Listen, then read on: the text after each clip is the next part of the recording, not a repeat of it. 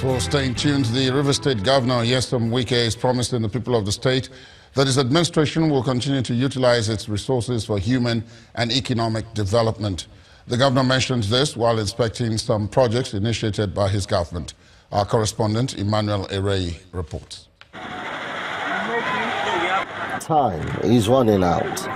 That is what the River State Governor Nyesom Wike appears to be saying to this building engineer as he pays unexpected visits to some project sites in Port Harcourt, the state capital.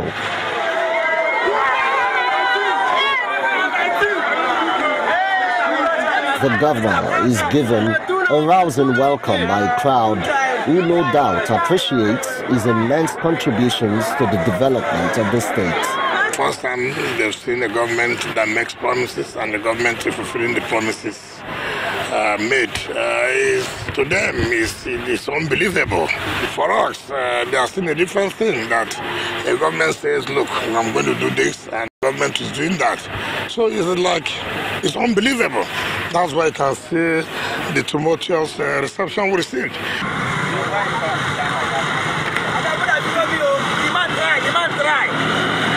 The inspection tour runs into the next day. And that's because Governor Wike has identified that there is more work to be done for the people, especially in Udofo, Akboku, and Umoye, whose major road has been in a deplorable condition since the nation's independence. That is why the governor and his team are here. We understand it takes about 30 minutes from Umoye on bicycle to get to Owerri. That tells us how important this road is to the people of Eche. I said I was going to come to Odofo, Akboku, Umoye Road. And by the special grace of God, today we are here to flag off the construction of this road.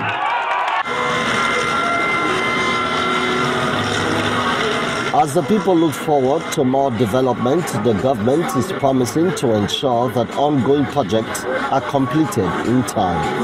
Emmanuel Erei, Channels Television News. Sports News Time, and here is Ayotunde Balogun. Betway, the premium online sports betting experience, is now live in Nigeria.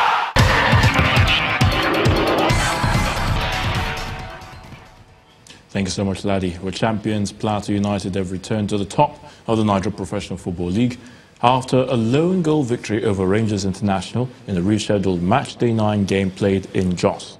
Former junior international Chizoba Mefule scored the winner 9 minutes from regulation time against his former club. Austin Ogunyi scored his first goal as Lobby Stars moved into third place after a 1-0 win over Akwa United in Makurdi. Tayo Adebogun smashed a free kick in the 78th minute as troubled Sunshine Stars defeated Champions League campaigners MFM 2-1 in Akure. Russia's ban from the Olympics has been lifted despite 2 failed doping tests by its athletes at the Pyeongchang Winter Games. Now, the decision by the IOC appears to be an attempt to draw a line under the state-sponsored doping scandal that tarnished the 2014 Olympics in Sochi. Russia's hopes of marching under its flag at Sunday's closing ceremony in South Korea were watered down by the 2 positive tests for banned substances. But the IOC explained that all remaining test results were negative, clearing the path for Russia's return to the Olympic fold. Meanwhile, Russian President Vladimir Putin has presented awards to the country's Olympians who competed in Pyeongchang. The athletes thanked President Putin and said they were happy to win back the right of Russian athletes to compete under the Russian flag. Russia was reinstated by the IOC after the remaining tests of the country's athletes at the Pyeongchang Winter Games were all returned negative. Russians competed as neutrals at the Games after the IOC suspended the country's Olympic Committee in December 2017 over evidence of an unprecedented systematic manipulation of the anti-doping system. And that's a wrap in sports news. The news at 10 continues shortly. Betway, the premium online sports betting experience, is now live in Nigeria.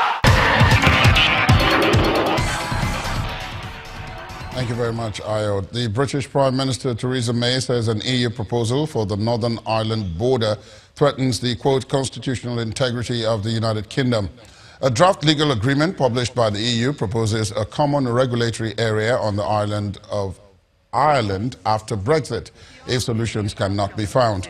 But Mrs. May says no UK Prime Minister can ever agree to this. The EU says the controversial backstop option is not intended to provoke the UK, and Britain is free to come up with alternatives. Has said that I'm going to be making a speech on.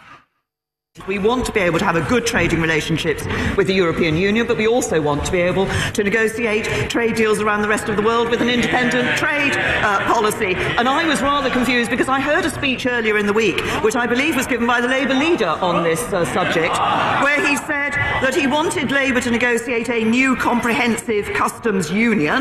That would mean we couldn't do our own trade deals and actually would betray the vote of the British people.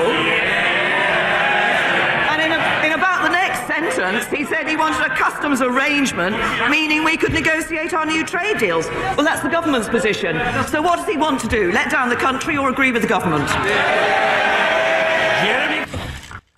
And the main news again. At least 20 persons, or rather African leaders, today agreed on a 9-point roadmap to revive Lake Chad as President Buhari raised concern on the implications of delayed action on the shrinking water. That's tonight's news at 10. Thanks for being with us. My name is Ladi Akiridoluale. Good night.